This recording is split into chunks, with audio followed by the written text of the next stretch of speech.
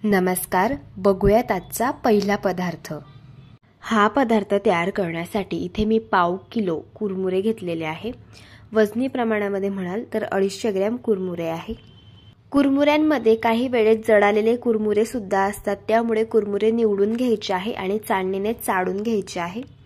इथे आज आपण चिवडा तयार करत आहोत, तर सगळ्यात आधी आपल्याला कुरमुरे पिवळे करून घ्यायचे आहेत। तर त्यासाठी कढईमध्ये 3 छोटे चमचे तेल आपल्याला गरम करून घ्यायचे।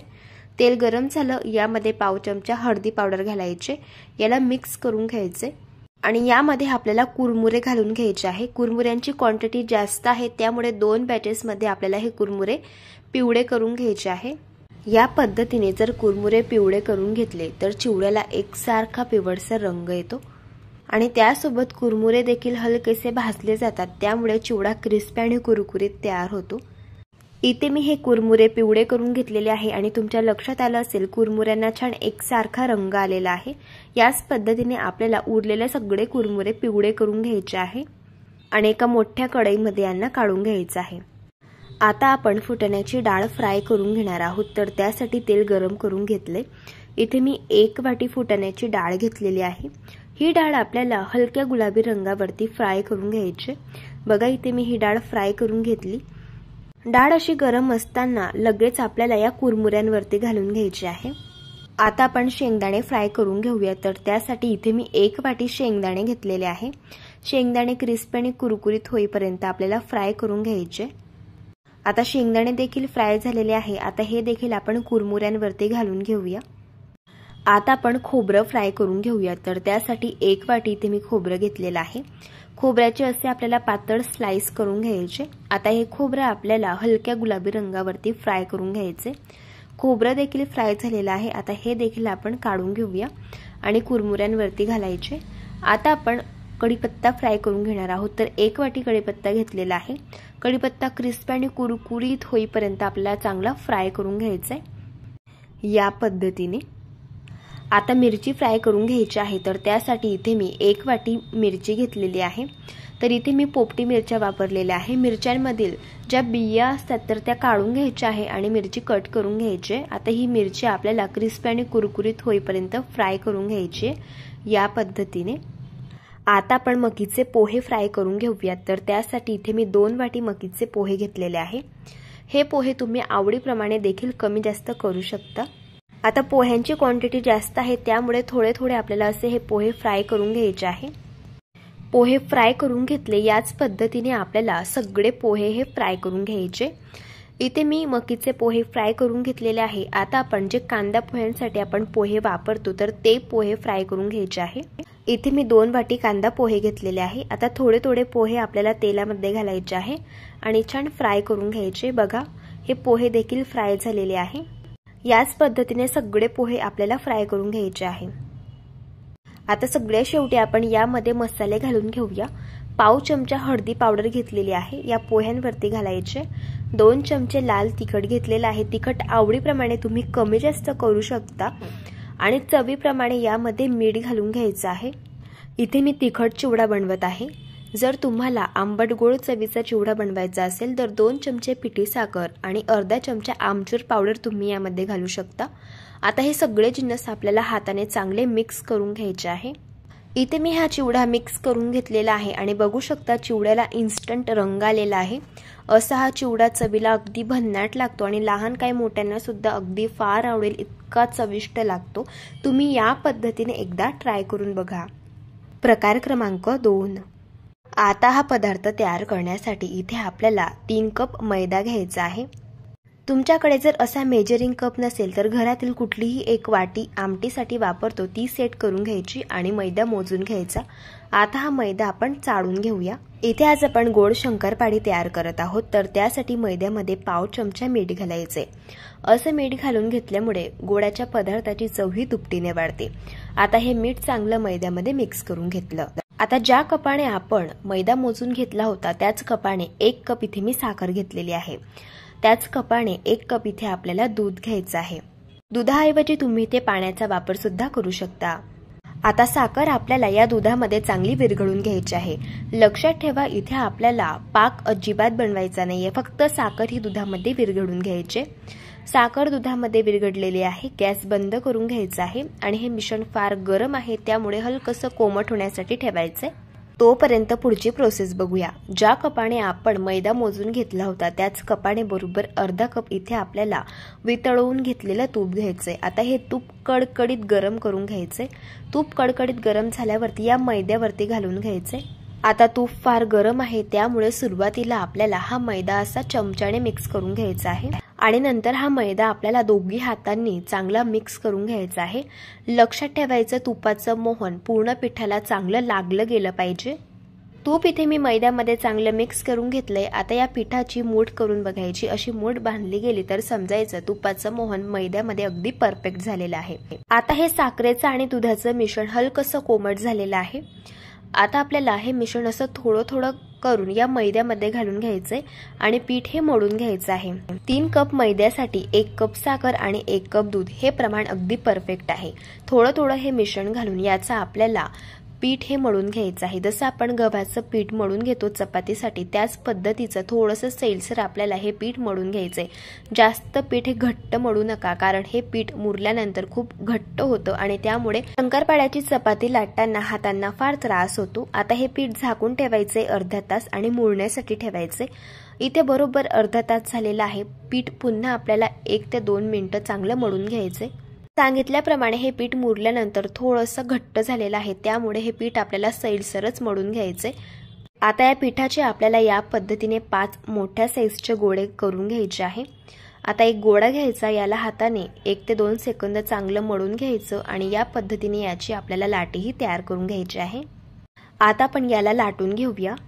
आता शंकरपाळ्यांसाठी चपाती लाटून घ्यायची आहे। आता ही चपाती लाटताना एक गोष्ट लक्षात ठेवायची, जास्त बारीक लाटायची नाही।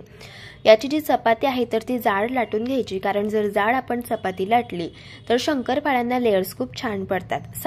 साधारण 1 इंच एवढी आपल्याला ही चपाती जाडसर ठेवायची आहे या पद्धतीने। आता लगेच शंकरपाळी कट करून घेऊया। तर त्यासाठी जे काट आहे याचे तर ते कट करून घ्यायचे आहे। असं कट करून घेतल्यामुळे शंकरपाळी एकसारखी आणि चौकोनी तयार होतात। आता आपण शंकरपाळी कट करून घेऊयात। इथे मी चौकोनी शेपमध्ये शंकरपाळी कट करत आहे।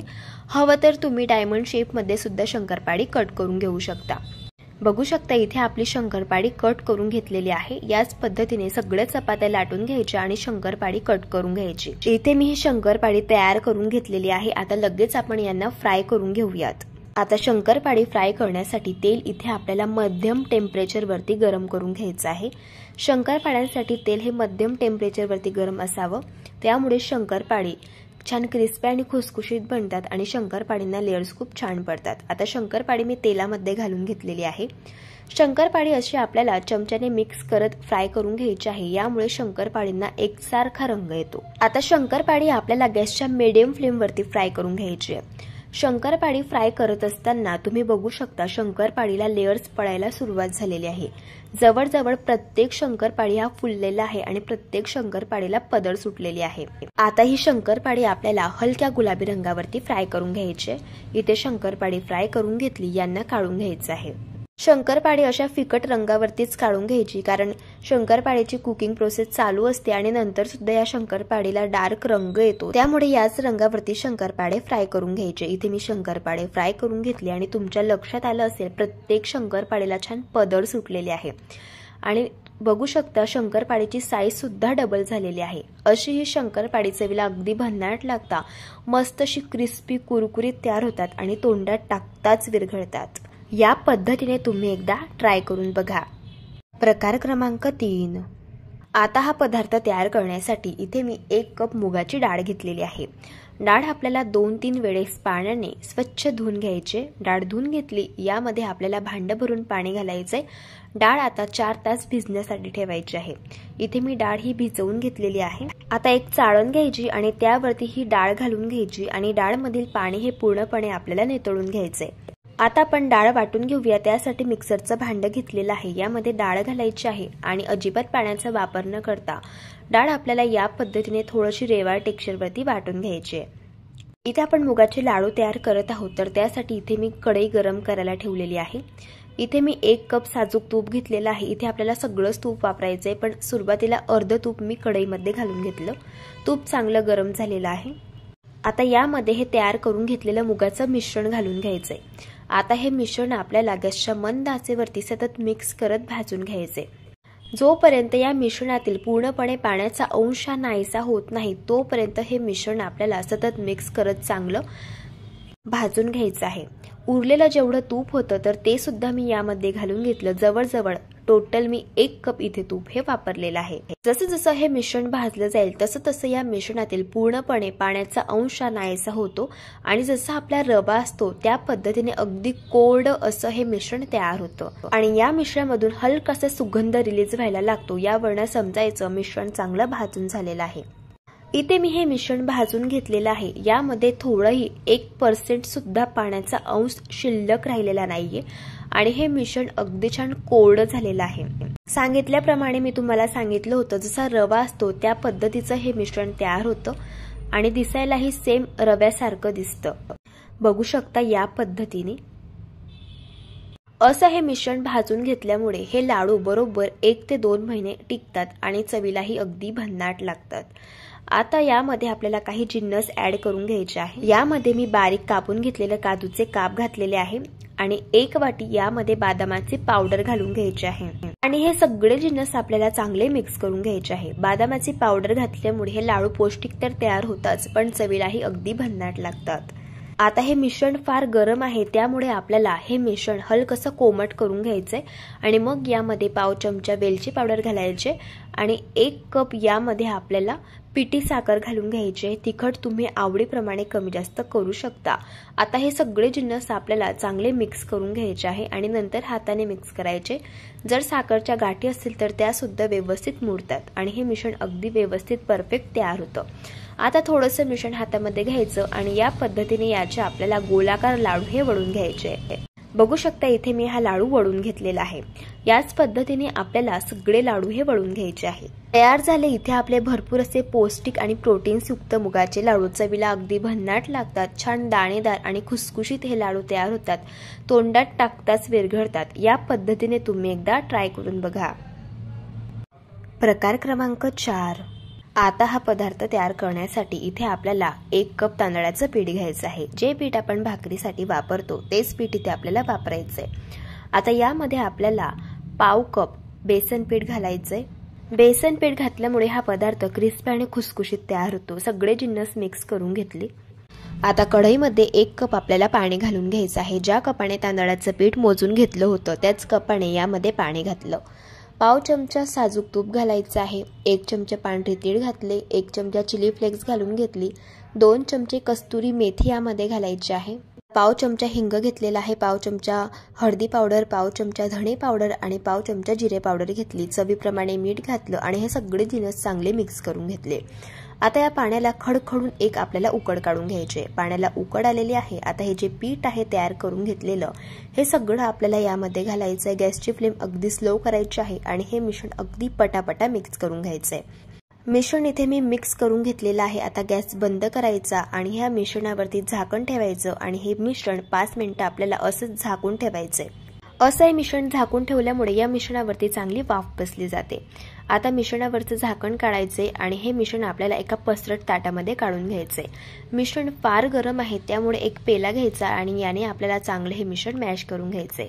मिश्रण हलकसं कोमट झाल्यावरती आपल्याला हाताने हे चांगलं मळून घ्यायचं आहे। बघू शकता मिश्रण इथे मी चांगलं मळून घेतलेलं आहे। आता या मिश्रणातील आपल्याला एक गोळा घ्यायचा आहे आणि या पद्धतीने याचा आपल्याला उंडा हा तयार करून घ्यायचा आहे। आता आपण याला लाटून घेऊया।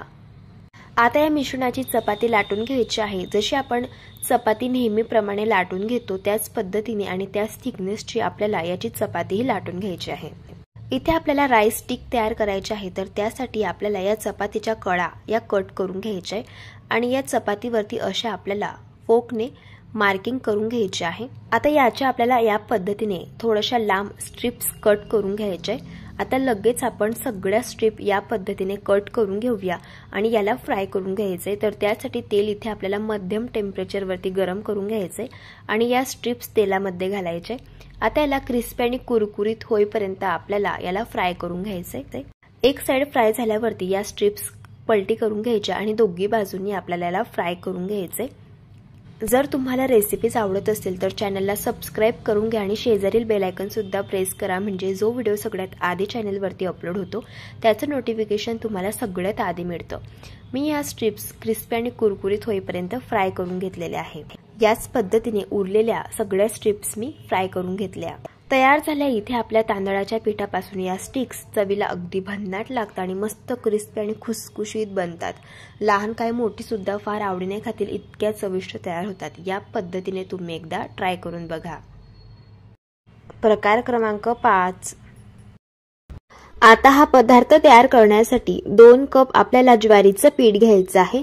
पीठ शक्यतो नवीन वापरायचं आहे, जुनं पीठ वापरायचं नाही।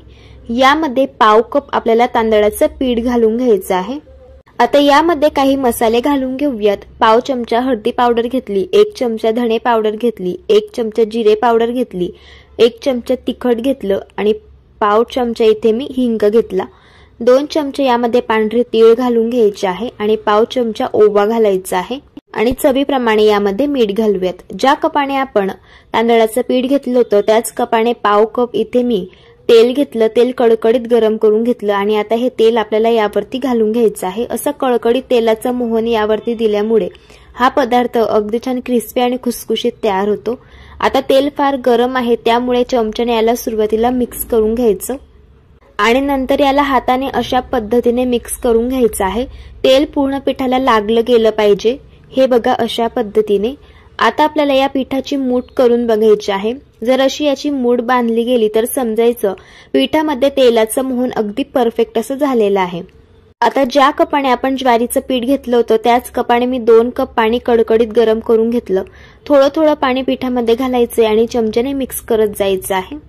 पीठ इथे आपल्याला मळून घ्यायचं आहे, त्यामुळे एक गोष्ट लक्षात ठेवायची, हे पीठ आपल्याला जास्त सैल पण नकोय आणि जास्त घट्ट पण नकोय, मीडियम थिकनेसचं असं आपल्याला हे पीठ हवं आहे। आता थोडंसं पाणी घालून घेतल्यानंतर असं हाताने याला मिक्स करून घ्यायचं आहे आणि याचा आपल्याला छान एक गोळा तयार करून घ्यायचा आहे। इथे मी पिठाचा गोळा तयार करून घेतलेला आहे, तुम्ही बघू शकतात आणि पिठाची थिकनेस बघून घ्या, अशा पद्धतीचं आहे। हे पीठ जास्त सैल पण नाहीये आणि जास्त घट्ट पण नाहीये। हे पीठ मळण्यासाठी आपण 2 कप पाणी घेतलं होतं तर त्यातील पाव कप पाणी हे शिल्लक राहिलेलं आहे। इथे आपल्याला ज्वारीच्या पिठाची चकली तयार करायची आहे, तर त्यासाठी या पिठातील थोडासा गोळा घ्यायचा। जेवढं पीठ तुमच्या साच्यामध्ये बसेल तेवढं पीठ घ्यायचं आणि 4 ते 5 मिनिटं हे पीठ आपल्याला असं हाताने मळून घ्यायचं आहे। असं याला मळून घेतल्यामुळे पिठामध्ये थोडासा चिकटपणा येतो आणि त्यामुळे साच्यातून चकली गाळताना अजिबात तुटत नाही। आता इथे मी पीठ मळून घेतलेलं आहे। आता या पिठाचा आपल्याला अशा पद्धतीने लांबोळा रोल तयार करून घ्यायचा आहे। चकली तयार करण्यासाठी इथे मी साचा घेतलेला आहे आणि याला स्टारची थाळी लावून घेतलेली आहे। आता या चकलीच्या साच्याला आपल्याला आतून तेल लावून घ्यायचं आहे। असं याला तेल लावून घेतल्यानंतर जो तयार करून घेतलेला रोल होता तो यामध्ये घालून घ्यायचा आहे आणि थोडंसं याला प्रेस करून घ्यायचं आहे। आता हा आपण साचा बंद करून घेऊया। आता लगेच चकली बनवायला सुरुवात करूयात। त्यासाठी इथे मी एक प्लेट घेतलेली आहे, यावरती आपल्याला चकली अशा पद्धतीने गाळून घ्यायची आहे। चकली गाळताना बघू शकताय चकली कुठेही तुटत नाहीये। चकली करून घेतल्यानंतर जो शेवटचा तिचा वेढा असतो तो तिला चिटकवून घ्यायचा, म्हणजे चकली तेलामध्ये घातल्यानंतर तुटत नाही। अशाच पद्धतीने तुम्हाला दुसरी सुद्धा चकली मी करून दाखवत आहे। आता ही चकली बनवताना एक गोष्ट लक्षात ठेवायची, या चकल्या जास्त बनवून ठेवायच्या नाही। एका वेळेस 3 किंवा 4 चकल्या बनवायच्या आणि लगेच त्यांना फ्राय करायला घ्यायचं आहे। इथे मी चकल्या तयार करून घेतल्या। आता चकल्या आपल्याला फ्राय करून घ्यायच्या आहे, त्यासाठी तेल गरम करून घेतलं। चकली अशी आपल्याला उलथाण्यावरती घ्यायची आहे आणि अशी तेलामध्ये घालायची आहे, म्हणजे चकली तेलामध्ये घातल्यानंतर तुटत नाही। चकली तेलामध्ये घातल्यानंतर बघू शकता तेलाचे भरपूर सारे तुम्हाला यावरती बबल्स दिसत असतील। हे बबल्स थोडेसे शांत झाल्यानंतर आपल्याला या चकल्या पलटी करून घ्यायच्या आहे आणि दोघी साइडने क्रिस्पी आणि कुरकुरीत होईपर्यंत हलक्या गुलाबी रंगावरती चकली फ्राय करून घ्यायची आहे। इथे मी चकल्या फ्राय करून घेतलेल्या आहेत। आता आपण यांना काढून घेऊयात। बघू शकताय छान अशा क्रिस्पी आणि कुरकुरीत चकल्या तयार झालेल्या आहेत। चकलीला काटे खूप सुरेख आलेले आहे, अगदी मस्तच। अशाच पद्धतीने मी सर्व चकल्या फ्राय करून घेतल्यात। बघू शकताय छान अशा क्रिस्पी आणि कुरकुरीत काटेरी चकल्या तयार झालेल्या आहेत। सगळ्यात महत्त्वाची ही चकली अजिबात तेल पीत नाहीत किंवा तेलकट तयार होत नाहीत। चवीलाही अगदी भन्नाट लागते आणि मस्त अशी क्रिस्पी आणि कुरकुरीत तयार होते। अशा पद्धतीने एकदा ट्राय करून बघा। प्रकार क्रमांक 6। हा पदार्थ तयार करण्यासाठी मिक्सरच्या भांड्यामध्ये पाव वाटी आपल्याला तेल घालून घ्यायचं आहे। आता ज्या वाटीने तेल घेतलेलं आहे त्याच वाटीने 1 वाटी यामध्ये आपल्याला पाणी घालून घ्यायचं आहे। आता हे पाणी आणि तेलाचं मिश्रण आपल्याला मिक्सरमध्ये फिरवून घ्यायचंय। बघू शकता या पद्धतीने हे मिश्रण असं मिक्सरमध्ये फिरवून घेतल्यामुळे याचा रंग असा पांढरा तयार होतो। आता ज्या वाटीने तेल आणि पाणी मोजून घेतलं होतं त्याच वाटीने बरोबर 3 वाटी इथे आपल्याला बेसन पीठ घ्यायचं आहे। आता यामध्ये काही मसाले घालून घेऊया। पाव चमचा ओवा घालायचा आहे, अगदी चिमूटभर हळद घालायची आहे। हळद जास्त घालू नका, नाहीतर मग याचा जो रंग आहे पदार्थाचा तो चेंज होऊ शकतो, त्यामुळे हळद जास्त घालायची नाही। अगदी चिमूटभर बेकिंग पावडर यामध्ये घालायची आहे।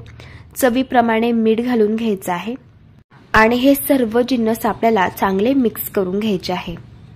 त्याला मिक्स करून घेतलं। आता आपण तेलाचं आणि पाण्याचं जे मिश्रण तयार करून घेतलं होतं ते थोडं थोडं या पिठामध्ये घालून घ्यायचं आहे आणि पीठ आपल्याला चांगलं भिजवून घ्यायचं आहे। असं थोडं थोडं हे मिश्रण घालायचं म्हणजे पिठाच्या गाठी होत नाही आणि अगदी परफेक्ट असं हे मिश्रण तयार होतं।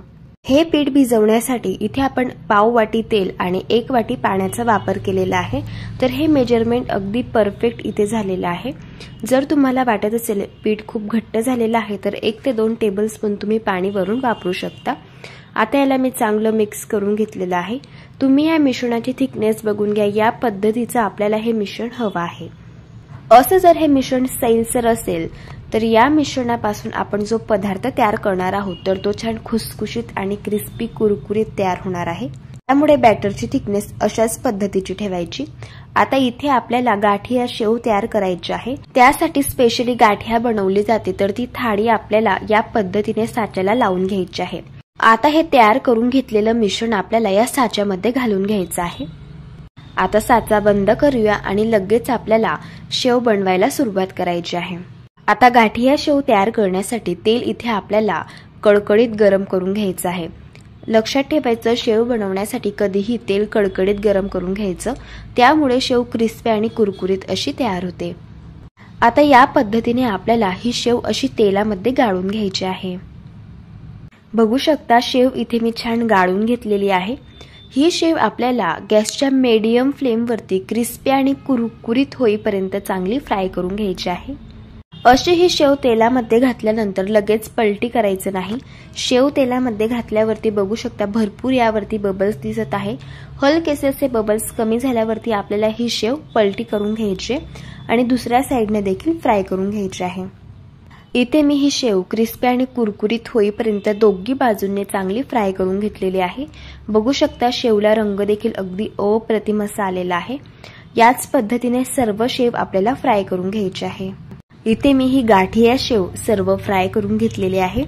मस्त अशी मार्केटमध्ये मिळते तशीच क्रिस्पी कुरकुरीत आणि तोंडात टाकताच विरघळेल अशी ही गाठिया शेव घरच्या घरी तयार झालेली आहे।